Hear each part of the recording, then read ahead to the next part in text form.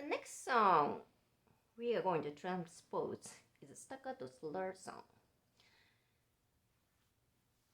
Play melody kicks for the first four measures and whole notes for the rest. So you're gonna hold long tones here, but the first four measures, I want you to play the melody kicks in left hand.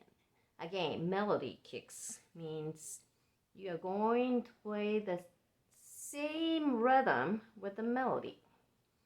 So you're gonna play 1, 5, 1 here, but you wanna play those rhythms. Quarter note staccato.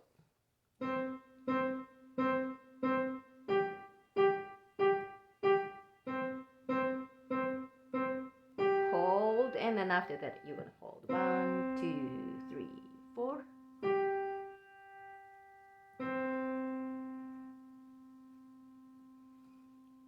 With melody.